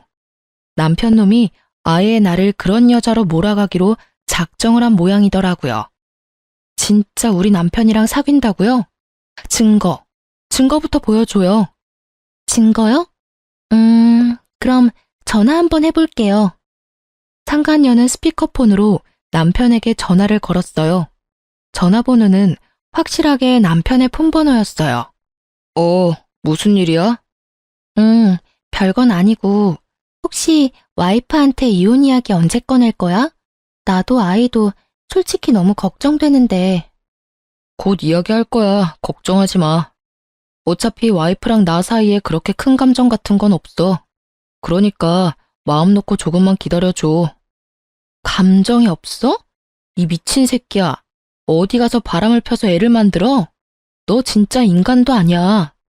어떻게 나하고 애 만들자고 해놓고 다른 데서 자식을 만들어 와? 당신이 왜? 상간녀가 직접 우리 집에 와서 헤어지라고 하는데 네가 이야기 못해서 상간녀가 직접 왔대. 이게 말이나 돼? 내가 이혼하자는 이야기를 상간녀 통해서 들어야겠어? 당신 바람 피는 거 알지도 못하고 있던 나한테 지금 완전 뒤통수 제대로 때린 거잖아. 남편은 한숨을 푹 쉬더니 오늘 집에 가서 이야기하자고 하고 그 여자는 유유히 집 밖으로 나가더라고요. 강아지들 한 번씩 쓰다듬고요. 그 여유 넘치는 모습에 어찌나 열이 받는지 남편이 올 때까지 기다리려다 시모에게 전화부터 했어요. 어머님, 그 사람 바람 폈어요. 상간녀가 우리 집까지 왔는데 벌써 배가 이만큼 부풀어서는. 뭐? 그게 무슨 이야기야? 그이가 바람 폈다고요. 게다가 그 여자 임신까지 시켜서 우리 옆집에 이사까지 시켰더라고요. 어떻게 그런 짓을 해놓고 저랑 아이를 만들 생각을 할 수가 있어요. 어머님이 뭐라고 말씀 좀 해주세요. 저의 외침은 시모에게 와닿지 않았나 봅니다. 시모가 아주 들뜬 목소리로 말하더라고요. 아이고, 우리 집에 애가 생겼어? 그거 봐라. 너랑 우리 아들 궁합이 안 좋았던 거야. 다른 여자 사이에서는 애가 잘만 생기는데. 어디, 누구라고? 우리 손주를 배에 품고 있으면 지금이라도 가서 소고기라도 사 먹여야지. 그 이야기에 저는 할 말을 잃었죠. 지새끼 소중하고 팔이 안으로 굽는다는 말이 있긴 하지만 그래도 바람피고 혼외자 만든 자식을 꾸짖어서 어떻게 네가 그럴 수 있냐고 남편을 혼내줄 줄 알았거든요. 자식이 빗나가면 부모가 멈춰줘야 한다고 생각했는데 아주 좋아 못 견디시더군요. 저는 시모의 모습에 악에 받쳐서 시모에게 소리쳤어요. 어머님, 어떻게 그런 말씀을 하실 수 있으세요? 바람핀 데다가 혼외자까지 만든 사람이라고요. 그 여자도 마찬가지고요. 유부남을 꼬셔서 애까지 가진 거면 일부러 그런 거 확실하잖아요. 일부러든 뭐든 그런 거 난 상관없어. 나는 너 같은 며느리 필요 없어. 애를 낳아주는 며느리가 필요하지. 상간녀든 뭐든 뭔 상관이야? 아들이 좋고 우리한테만 좋으면 그만이지. 어차피 이혼하고 재혼한다 한들 요새 그게 무슨 흠이니? 만나서 잘만 살면 되지. 그게 하실 말씀이세요? 그래. 나는 너랑 더는 할 말 없어. 아들하고 해결 잘 봐라. 어차피 이혼 당하겠지만. 이때까지 네가 얼마나 이기적으로 굴었니? 우리 아들 자식 못 가진다고 나한테 까발린 거 그것도 다 거짓말 아니니? 어디 가서 남의 것 가져와서 보여준 거 아니냐고. 이러니 내가 너를 못 믿어. 다른 여자는 임신도 잘만 하는구만. 너한테 문제가 있는 게 확실하다고. 결국은 그 말을 끝으로 시모는 전화를 끊어버리고 말더라고요. 허망했어요.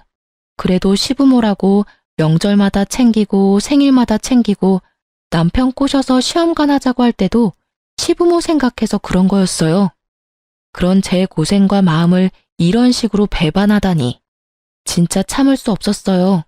그런데 그때 배가 사르르 아파오더라고요. 생리 때문에 배가 아픈가 싶어서 날짜를 살피니 세상에 생리 날짜가 2주일이나 지나가 있더라고요. 바쁜 일이 많아서 챙기지를 못했는데 혹시나 싶은 생각이 들더라고요. 그래서 약국에 가서 얼른 임신 테스트기를 사왔어요. 그리고 바로 확인했죠. 2줄이 뜨더라고요. 제 눈을 의심했어요. 그리고 화장실에 앉아서 울었어요. 왜 지금 천사가 제게 왔는지 너무 불쌍하고 미안했어요. 남편은 이혼을 하겠다는 생각으로 가득 차 있고 상간녀는 옆집에서 이 아이의 형제를 임신하고 있다는 상황이 기가 차서 말도 나오지 않았어요. 결국 그날 오후 내내 저는 풀리지 않는 고민으로 멍하게 보냈어요. 그리고 남편이 저녁에 와서 캄캄한 집을 보더니 그러더라고요. 이런다고 내가 죄책감이라도 느낄 줄 알았으면 그건 오산이야. 나 아무렇지도 않고 당신한테 미안한 마음도 안 들어. 당신도 나한테 미안한 마음 하나도 없이 우리 부모님한테 검사 결과지 내밀었을 거잖아. 그거를 아직까지 마음에 담아뒀어? 그렇다고 그게 네가 바람을 피울 이유가 되는 건 아니지. 상간녀한테서 애를 봐야 할 이유가 되는 것도 아니고. 왜 아닌데? 난 그 일로 당신한테서 마음이 떠났어. 솔직히 우리 사이에 뭐가 더 있었는데? 서로 담백하게 연애하고 친구처럼 부부하자고 한 건 너야. 그러면 이런 일도 예상은 했었어야지. 이게 왜 예상이 가능한 일인데? 결혼은 법적인 결합이라고. 당연히 서로에게 충실해야 하고 너는 그걸 어겼어. 뭐든 간에 나는 너랑 결혼 지속할 마음 없어. 그러니까 이제 헤어지자. 나는 너랑 같이 있는 거 못 견디겠어. 나를 남자로 만들어주는 여자가 좋아. 당신이랑 있으면 기분이 더러워. 당신이 날 고자 취급하는 게 그 열등감을 알아채지 못한 제 탓이었을까요? 그렇지만 저는 그런 눈으로 본 적이 단 한 번도 없었어요. 그저 제가 받고 있는 시모의 따가운 질책과 간섭으로 힘들었을 뿐이죠. 저는 마지막 통보를 남편에게 날렸어요. 그래? 그럼 이건 어때? 나도 당신 아이 임신했어. 기분이 어때? 한꺼번에 두 아이 아빠가 되는 게? 저는 남편이 최소한 충격이라도 받을 줄 알았어요. 그런데 남편이 임태기를 보더니 그렇게 말하더라고요. 어디서 주워온 거야? 이렇게 쉽게 임신이 될 리 있어? 여태껏 단 한 번도 안 됐었어. 당신이 내 여친한테 얼마나 열등감 느끼는지 알 것 같아. 그래도 이건 너무하지. 없는 사실 만들어서 있다고 하는 건 솔직히 이거 보여준 거 별로 좋은 작전 아닌 건 알지? 이것만 보면 당신이 다른 남자 있는 것처럼 보이거든. 그 말에 저는 남편에 대한 모든 것을 놔버렸어요. 집착이라기보다는 여태껏 둘이 함께한 시간들을 위해 이야기한 거였는데 남편은 그마저도 부정하고 날 버리려고 했으니까요. 그래? 그러면 이 아이에 대해서 아무런 연관 없다는 거지? 그럼 아이 낳으면 내 호적에 넣을게. 그때 가서 딴 말 하지 마. 그럴 일 없어. 어차피 거짓말일 거고. 친자 검사하면 다 확인 가능하잖아. 내 아이일 리가 없지. 이렇게 자신하면서 왜 상간녀의 아이가 자기 아이가 아닐지도 모른다는 생각은 안 하는지 이해가 안 갔지만 아무 말 안 했어요. 저는 그렇게 짐 싸고 그 집에서 나왔어요. 상간녀가 옆집에 있는데 뭐 하러 그 집에 있어요? 내 아이를 지키기 위해서라도 나오기로 했어요. 그래, 다 상관없는 일이지. 이혼해. 어떤 식으로 하든 나는 변호사 만나서 내 상황에서 최대한 당신한테 가져올 건 다 가져올 거야. 어차피 당신은 유책 배우자에서 벗어날 수 없으니까. 증거? 뭐가 필요하겠어? 그 혼외자만 있으면 다른 증거야 없어도 빼박이잖아. 안 그래? 왜 내가 유책 배우자야? 그런 걸로 치면 당신이 먼저 나에 대한 비밀을 우리 부모님께 밝혔으니까 당신이 유책 배우자가 되는 거지. 날 그렇게 몰고 가고 싶은가 본데 잘 생각해. 난 당신 부모님이 애 갖는 문제로 무려 5년이나 날 괴롭혔다는 걸 증명할 수 있어. 그럼 넌 뭘 증명할 수 있는데? 네가 증명할 수 있는 건 네 바람이랑 상간녀, 혼외자뿐이거든? 다 필요 없고 이혼하고 당신 상간녀 애 나오면 연락해. 저는 그렇게 이야기하고 집에서 나왔어요. 친정집에 가서 신세를 지면서 앞으로 어떻게 할지 부모님과 이야기를 나눴어요. 이혼을 하게 된 걸 알고서 부모님은 크게 놀랐지만 남편과 시댁의 행동에 무척 화가 나신 듯 했죠. 그렇게 이혼 조정에 들어가고 이혼 진행 중에 상간녀의 애가 태어났더라고요. 가만히 있을 수가 없어서 상간녀에게 연락해서 아기 낳은 거 축하한다고 문자를 보냈어요. 그리고 남편에 대해 할 말이 있으니 잠깐 병원에 가도 되겠냐고 물었죠. 상간녀는 아주 흔쾌히 오라고 하더군요. 자신이 이 승부에서 이미 다 이긴 것처럼 거만하게 굴면서 말이죠. 저는 시모에게 내밀었던 그때의 종이 한 장을 들고 상간녀가 있는 조리원으로 찾아갔어요. 상간녀는 잠시 저와 만나기 위해 조리원 건물 내에 있는 카페로 내려왔어요. 그래서 무슨 일로 보자고 하셨어요? 오빠 일이라면 제가 모를 일이 없는데.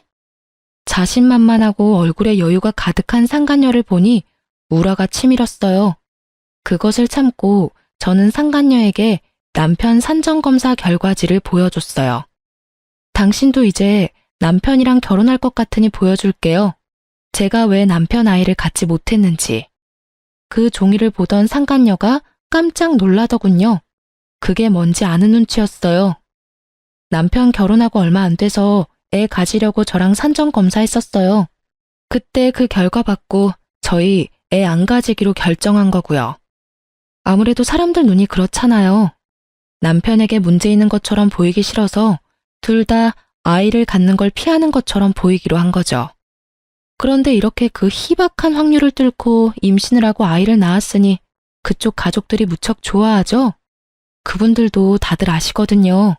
남편이 생식 능력이 무척 낮다는 걸요. 제 말에도 상간녀의 눈은 그 종이에서 떨어지지를 않았어요. 종이를 쥐고 있는 손이 간간히 떨리는 걸 보니 감이 왔어요. 이 여자는 자기 자식이 누구 아들인지를 모르는 것 같더라고요. 만약 진짜 남편하고만 관계를 했다면 이런 종이 쪼가리 필요 없죠. 친자 검사 한 번이면 끝날 일이니까요. 하지만 이 종이를 보고 놀란다는 건 그 아이가 누구 아이인지 모른다는 걸 거예요. 분명 다른 남자가 있었던 것이 분명하겠죠. 저는 그런 상간녀에게 폭탄을 하나 더 던졌어요. 다들 그걸 알면서도 당신이 낳은 아들이 자기 자식 손주라고 생각하고 있는 거예요. 뭐 걱정할 필요 없겠죠. 남자가 남편뿐이면 당연히 아무 걱정 안 해도 될 일이니까요. 이걸 왜 저한테 보여주시는 거예요? 우리 애는 정말로 그 사람 애라고요. 당신이야말로 그 뱃속의 아이가 남편 애가 아닌 거 아니에요? 글쎄요. 남편도 그렇게 믿던데. 어차피 애 태어나고 친자검사 해보면 알게 되겠죠. 그것만큼 정확한 게 없잖아요. 그러니 이 애가 네 애다 하며 왈가왈부할 필요조차 없어요. 그냥 애만 낳으면 되니까. 이걸 보여주는 이유는 뭔가 잘못 알고 있어서요. 제가 문제가 있어서 애를 못 낳는 게 아니라 남편에게 문제가 있어서 여태껏 애를 낳지 않았던 거예요. 그러니까 그 부분 정정해주고 싶어서 만나자고 한 거예요. 저는 할 말 다 했으니까 이제 가볼게요. 저는 종이를 백에 넣고 천천히 일어나다가 마치 지금 생각난 것처럼 상간녀에게 말했어요. 그 집안 사람들 의심이 무척 많거든요. 그리고 확실한 거 좋아하는 성격이에요. 그래서 아마 조만간 애 친자 검사부터 하지 않을까 싶은데. 그건 걱정할 필요 없겠네요. 남편 애라고 확신하시잖아요. 그쵸? 친자 확인 검사 정도야 뭐 별거 아니겠죠. 그럼 전 가볼게요. 아, 그리고 마지막으로 제 뱃속의 아이가 남편 애면 매달 양육비 보내야 하는 거 잊지 마세요. 어차피 지금 이혼 진행 상황 보니까 재산 분할까지 받고 위자료까지 저한테 지급하라고 나올 것 같은데. 당신한테도 어차피 상간녀 위자료 소송할 거라 둘이서 잘 벌어서 갚아줘요. 제가 그 이야기를 하고 나오고 며칠 지나지 않아 남편에게 전화가 왔더군요. 당신 도대체 그 사람 만나서 무슨 이야기 했어? 당신이랑 이야기하고 나서 그 사람 사라졌다고 애만 남기고 대체 무슨 말을 했냐고. 그걸 왜 나한테 물어? 당신 여자한테 물어봐. 도망을 갔으면 간 이유가 있겠지. 그걸 왜 나한테 물어보는 건데? 내가 무슨 말을 하든 그 여자가 도망간 거랑 무슨 상관이야? 너야말로 잘 생각해봐. 당신 애를 임신하고 애까지 낳고 곧 있으면 당신이랑 결혼까지 하려던 여자가 왜 도망갔을까? 당신이랑 같이 있어야 상간녀 위자료도 당신이 대신 내줄 건데 도망갈 이유가 뭐가 있냐고. 제 말에 그제야 남편이 흠칫 놀라더라고요. 다 가진 여자가 도망간 데는 이유가 있을 터인데 그걸 모른 채 나더러 그 여자 어디 갔냐고 묻는 남편의 멍청함에 저는 혀를 찰 수밖에 없었죠. 결국 남편은 허겁지겁 전화를 끊어버리더군요. 아마 그 여자를 찾으러 갔거나 친자 검사를 하러 간 게 틀림없었을 거예요. 그렇게 저는 남편과의 이혼 조정이 모두 끝나고 진정한 홀몸이 되었어요.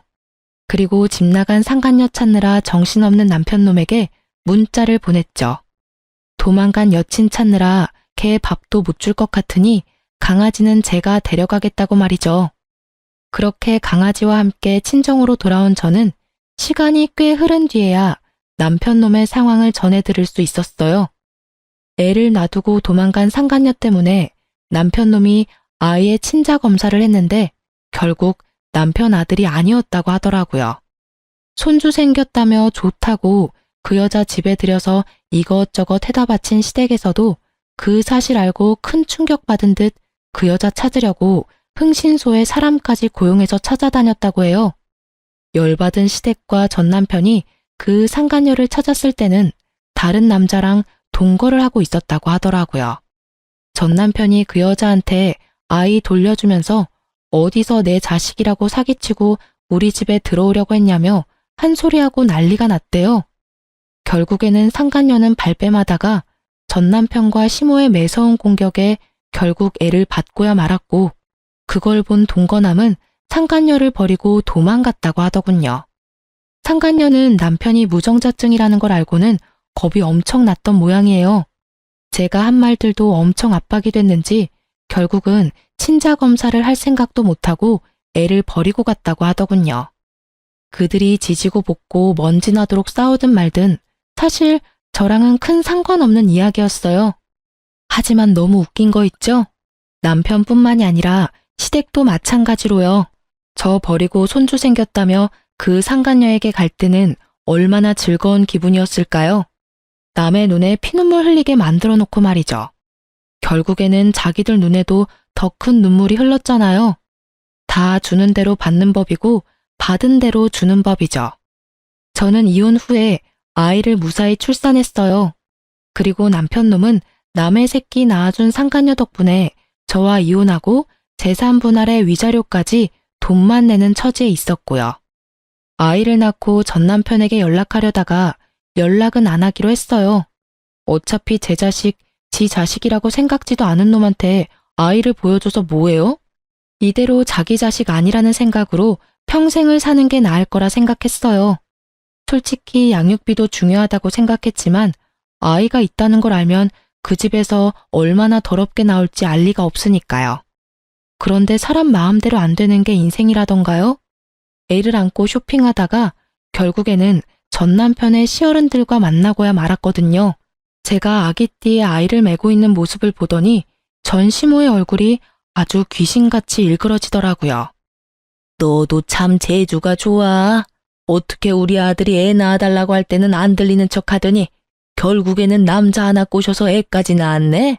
그래, 우리 아들 물 먹이고 나니까 기분이 좋니? 죄송하지만 이혼은 전 남편이 신청한 거예요. 여자가 생겨서, 애가 생겨서요. 물론 그 애가 전 남편 애는 아니었지만 물을 먹은 건 나고 피해자는 저라는 거. 왜 아직까지 인정 못하고 계세요? 네가 얼마나 애를 잡았으면 애가 바람을 폈겠니? 그리고 네가 피해자야? 우리 아들이 피해자지. 그년한테도 사기당하고 너한테도 다 뜯기고. 도대체 우리 아들이 무슨 잘못을 저질렀다고 다들 이래? 남한테 물을 필요 있어요? 본인한테 물어보세요. 자기가 바람 폈고 그런 여자한테 사기당했고 저랑 이혼까지 손수했는데? 저한테 그런 말씀 하시기 전에 아들 간수나 잘하세요. 그리고 재혼한 적 없어요. 그러니까 남자 꼬시고 말고 할 것도 없거든요. 비아냥거리는 제 말에 시모가 무척 화난 듯이 제 말에 대꾸도 하지 않은 채 가버리더군요. 그리고 며칠 뒤에 전 남편에게서 연락이 왔어요. 만나자고 하더군요. 저는 시어른들이 아이에 대해 이야기를 했다는 걸 알게 됐어요. 순순히 애를 데리고 전 남편을 만나러 나갔죠. 그때 그 아이야? 애 아빠는 어디 있어? 여전히 이 아이가 자기 자식이라는 걸 부정하는 말에 저도 기분이 싹 나빠졌어요. 애 아빠가 당신이라고 말해봤자 소용없겠지? 그러니까 친자 검사 한번 해봐. 이 애가 당신 자식인지 다른 남자 자식인지. 상간녀 애 검사해봐서 어떻게 해야 하는지는 잘 알지? 제 말에 남편 표정이 무척 어둡더라고요. 저는 일부러 모른 척했어요. 지가 어두워봤자죠. 왜 본인이 어두워요? 어두워도 제가 어두워야 하는 거 아닌가요? 아니, 남편이 바람을 핀 데다가 옆집에 상간녀 이사까지 시키고 상간녀 임신까지 시킨 다음에 저와 이혼하자며 난리친 전 남편을 둔 제가 어두워야 하는 게 맞잖아요. 전 남편도 시모에게 들은 이야기 때문인지 유전자 검사를 해보자고 하더라고요. 저는 남편 놈에게 다 맡겼어요. 결과가 나오면 남편에게 한 방 먹여줄 수 있겠구나 하는 생각으로요. 그날은 그렇게 헤어졌고 얼마 지나지 않아 검사 결과가 나왔는지 전 남편이 제가 머무는 친정집에 찾아왔더라고요. 전 남편뿐만 아니라 시모까지 같이 왔더군요. 검사 결과 나왔나 보네? 어때? 다른 남자아이래? 미안해. 나 진짜로 당신이 내 아이 임신한 줄 몰랐어. 설마 시험관 한 번으로 임신이 될 줄은. 그래, 며느라가. 우리는 진짜로 그때 임신이 안 되는 줄 알고 네가 임신을 했을 리 없다고 생각했어. 그러세요? 그런데 어쩌죠? 이미 저희는 이혼했고 저는 아이 넘겨줄 생각은 조금도 없어요. 어떻게 그렇게 생각할 수가 있니? 애 아빠는 엄연히 우리 아들이야. 내 손주고. 다른 건 속여도 핏줄은 못 속인다지 않니?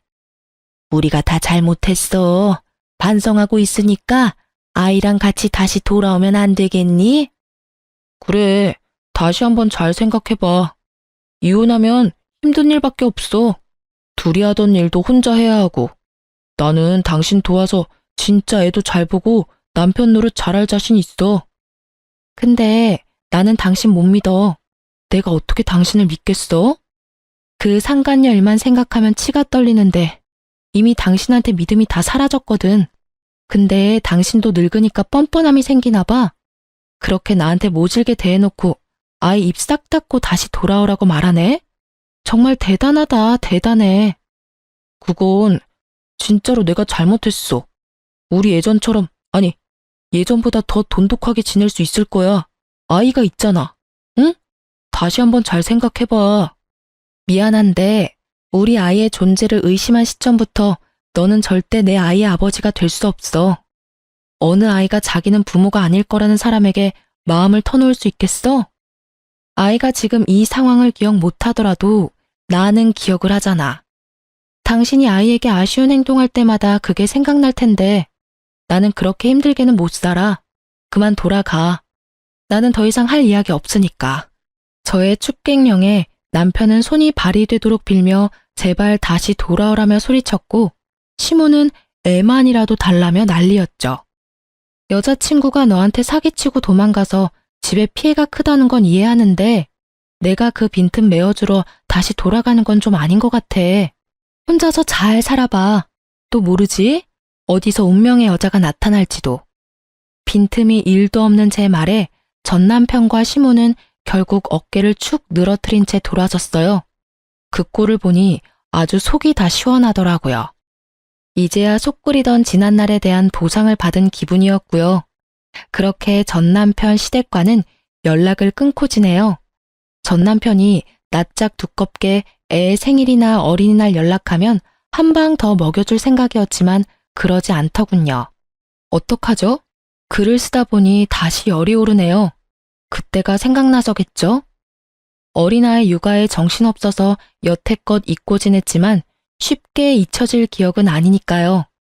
제가 이혼하면서 뒤통수 한 대 맞은 것처럼 전 남편도 상간녀에게 뒤통수 맞고 상간녀도 전 남편과 시모에게 뒤통수 맞은 서로가 서로에게 한 방씩 먹인 그런 사연이에요. 그래도 전 남편과 상간녀가 아주 지독하게 불행해져서 저도 사연을 작성할 생각이 들었던 거예요. 만약 두 사람이 행복하게 잘 살고 있었다면 절대로 사연글을 쓰지 않았을 거예요. 이렇게 두고 보니 그런 말이 떠오르네요. 남의 눈에 눈물 나게 만들면 내 눈에는 피눈물 난다고. 둘 다 피눈물 잘 흘리고 있는 것을 보니 속이 후련한 것 같기도 해요. 재미있을지는 모르겠지만 저의 이혼 사연글 보시면서 하루의 피로를 좀 날릴 수 있으셨길 바래요. 사이다까지는 아니더라도 둘은 벌을 받았으니까요. 이 글을 읽어주신 분들 속 시원한 하루 되세요. 감사합니다.